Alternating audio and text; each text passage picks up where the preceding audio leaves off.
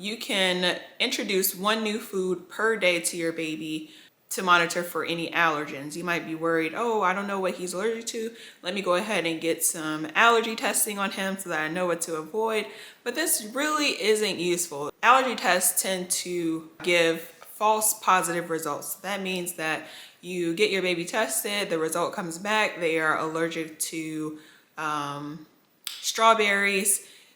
Your baby avoids strawberries for their entire life, and then one day in their adulthood they accidentally eat a strawberry and nothing happens.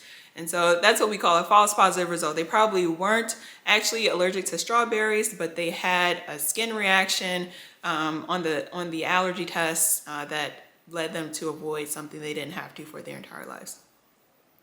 So how do you monitor for allergens? You, one, introduce one new food every 3 days. So if a baby has not had a reaction within 3 days, it's unlikely that they are going to be allergic to that food. Two, if you notice a reaction, the thing that you're looking for is redness on the cheeks or around the mouth.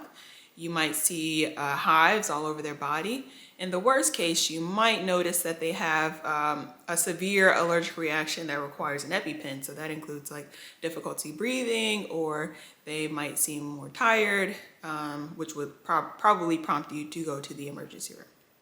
One thing that parents are often surprised by is that I, as a pediatrician, usually recommend that babies are introduced to peanut and tree nut products sooner rather than later. Early peanut and tree nut exposure tends to reduce the likelihood of a severe allergy later on in early childhood or adolescence. And so we usually recommend mixing a little bit of peanut butter in their oatmeal. You can put it on fruit like a banana or an apple, hand that to the baby. You can even put peanut butter on a spoon and allow your baby to taste the peanut butter. Those are all good ways to expose your baby to peanut and nut products to prevent that severe allergy from developing later. Same thing goes for shellfish and eggs, which are also common allergens or food allergies that people have. The earlier you expose your baby, the better. And this is because the baby's immune system is developing. And so we want things that are normal to be introduced so that the body recognizes them as normal as the immune system is developing, as opposed to avoiding it and introducing it when the baby is older.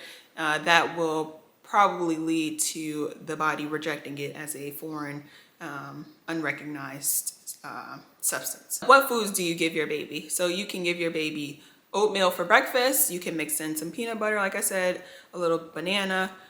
For lunch, you can offer your baby berries, sweet potatoes, eggs. For dinner, whatever the family is eating for dinner, you can make the foods baby friendly and offer the baby the same foods that everyone else is eating. The other important thing about introducing solids is giving your baby opportunities to feed themselves. It teaches your baby how to recognize their own satiety. That is the cues that your body sends to your brain to tell you that you are full and you are done eating. Your baby is unable to learn those cues if they are only spoon-fed or if they are only drinking from a bottle, because they have no control over what's going in and they don't get a chance to recognize when they are done. The other reason to give your baby opportunities to feed themselves is because it helps them develop fine motor skills that will be necessary as they get older. So a baby being able to rake a few Cheerios and put them in their own mouth is the precursor for them developing the skills and the muscle coordination that it would take for them to write their name when they're 3 or 4.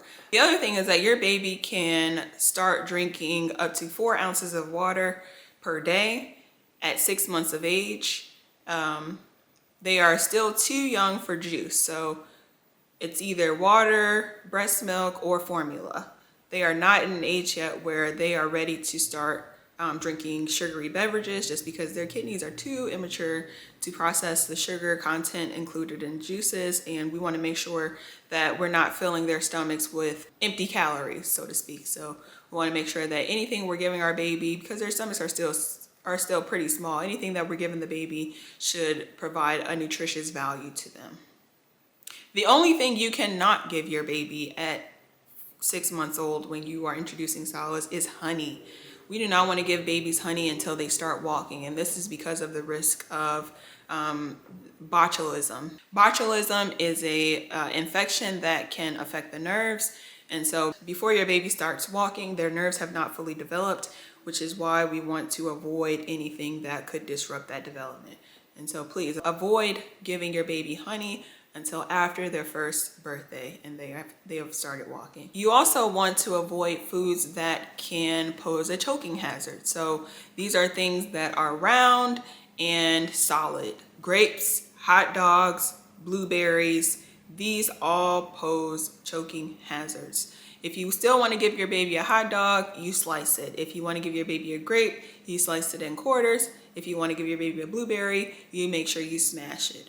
The only reason that Cheerios are a good round food for your baby to take or feed themselves is because there is a hole in the middle.